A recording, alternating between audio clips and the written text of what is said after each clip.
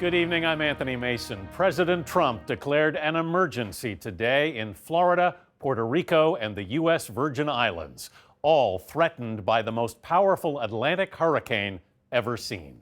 Irma, a Category 5, has already turned deadly on the islands of the Caribbean. The National Hurricane Center says chances have grown for a direct hit on Florida, possibly as soon as the weekend. We have a team of correspondents covering the storm. First, Tony Dokoupil in Puerto Rico.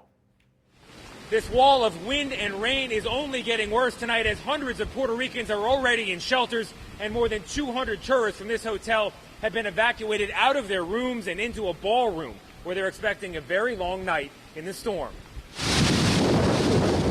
Residents were warned to brace for the worst as the strongest winds in a century lashed Puerto Rico. Irma has already left plenty of evidence of its record-setting strength. Wind gusts topped 200 miles per hour, knocking out power as buildings collapsed and debris flew. St. Martin took a direct hit. Wind and pelting rain blew palm trees horizontal. Boats were left tangled in the port as cars were nearly submerged. One tourist tweeted that the noise of the storm was insane and was like standing behind a jet engine. He took shelter in the concrete stairwell of a hotel. In St. Barthélemy, roofs flew off buildings. Streets became rivers as Irma continued its destructive trek past the British Virgin Islands on its way to the Florida Keys.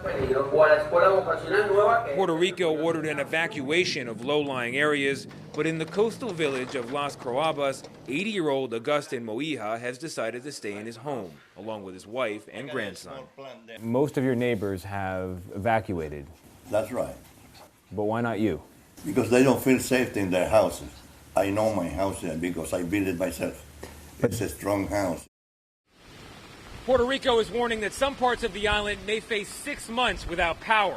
Meanwhile, France, Great Britain, and the Netherlands are sending emergency food and supplies as islanders all across the Caribbean dig out and begin to survey the devastation. Anthony? Tony Dokoupil in Puerto Rico tonight. Thanks.